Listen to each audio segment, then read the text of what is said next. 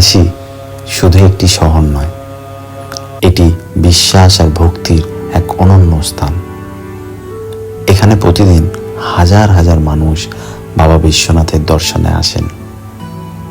কিন্তু এই শহরে অলিতে গলিতে লুকিয়ে আছে এমন কিছু প্রাচীন মন্দির যেগুলোর কথা অনেক দর্শনার্থী জানেন না।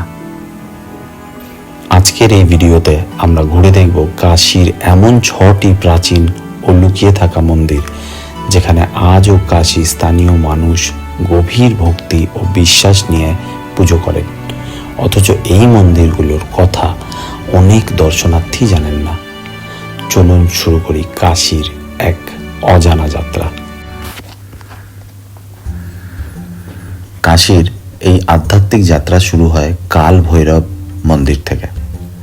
এটিকে কাশীর রক্ষক দেবতার স্থান বলা হয়। বিশ্বাস করা হয় এখানে না এলে বিশ্বনাথ দর্শন সম্পূর্ণ হয় না। পুরাণ অনুযায়ী ভগবান শিবের এক রূপ হলেন কাল ভৈরব। তিনি সময়ের নিয়ন্ত্রক এবং কাশীর রক্ষক। কাল ভৈরবের মন্দিরে শুধু একটি জায়গা নয়, এটি কাশীর প্রবেশদ্বার। এখান থেকেই শুরু হয় এক পবিত্র যাত্রা। এরপরে ফটো কেসা বানানো আছে, এরপরে ভিডিও ক্যাপচার করা চলন আছে। মহামৃত্যুঞ্জয় এখান থেকে 400 মিটার বললো। কাল ভৈরব মন্দিরের পর কাশীর এই যাত্রা এগিয়ে যায় মহামৃত্যুঞ্জয় মহাদেব মন্দিরের দিকে। সরু গলির ভেতর লুকিয়ে আছে এই শান্ত মন্দির। এখানে ভগবান শিবকে মহামৃত্যুঞ্জয় রূপে পুজো করা হয়। বিশ্বাস করা হয় তিনি মৃত্যুকে জয় করেন। তাই অনেক মানুষ এখানে আসেন জীবনের কঠিন সময়ে সমস্যা আর আশা খুঁজতে। এই মন্দিরের অন্যতম আকর্ষণ হলো ধন্বন্তরী কূপ। বিশ্বাস করা হয় সমুদ্র মন্থনের সময় দেবতাদের বৈদ্য ভগবান ধন্বন্তরী অমৃতের কলস নিয়ে যিনি আবির্ভূত হয়েছিলেন, সেই ধন্বন্তরীর আশীর্বাদেই এই কূপের সৃষ্টি হয়েছে বলে স্থানীয় মানুষ বিশ্বাস করেন। আজও অসংখ্য ভক্ত এই কূপের জল প্রসাদ হিসেবে গ্রহণ করেন। অনেকেরই বিশ্বাস ভক্তি ও শ্রদ্ধার সঙ্গে এই জল গ্রহণ করলে শারীরিক ও মানসিক সুস্থতা আশীর্বাদ লাভ হয়। এই বিশ্বাস প্রজন্মের পর প্রজন্ম ধরে কাশীর মানুষের মধ্যে চলে আসছে।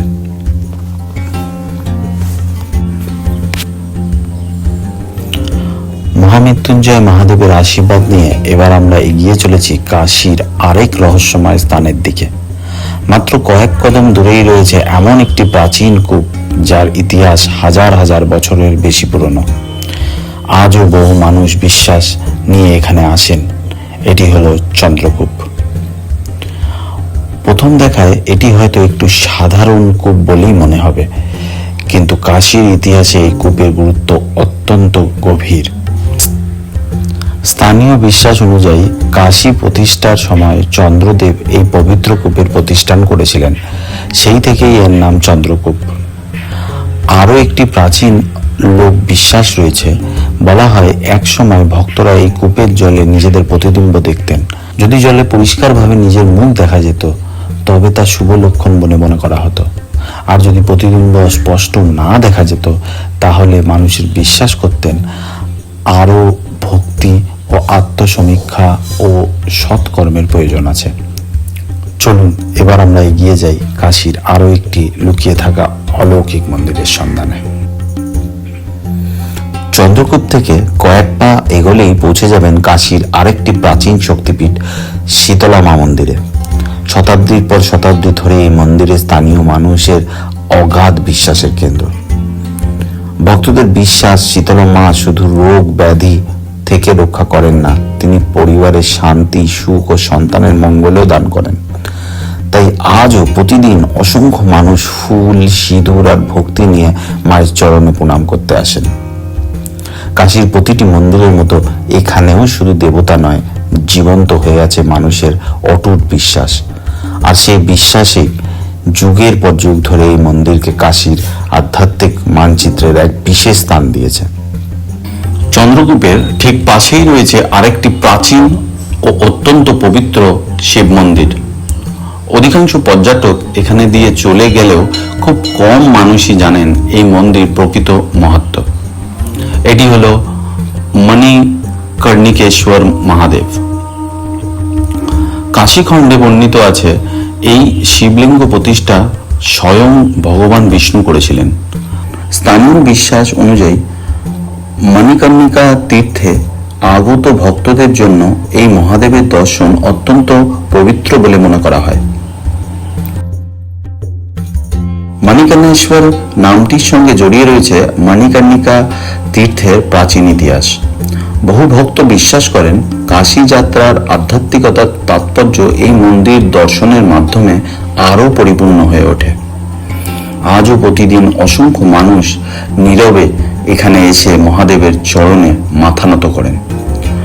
বাইরের পৃথিবীর কোলাহল যেন এই মন্দিরের ভেতরে এসে এক মুহূর্তে থেমে যায়।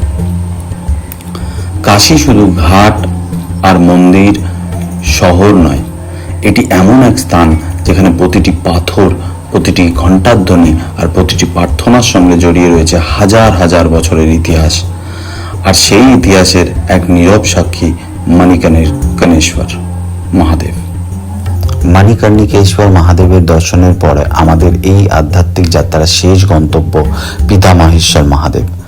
কাশীর এমন এক প্রাচীন শিব মন্দির যার নাম হয়তো খুব বেশি মানুষের মুখে শোনা যায় না, কিন্তু স্থানীয় ভক্তদের কাছে এর গুরুত্ব অপরিসীম।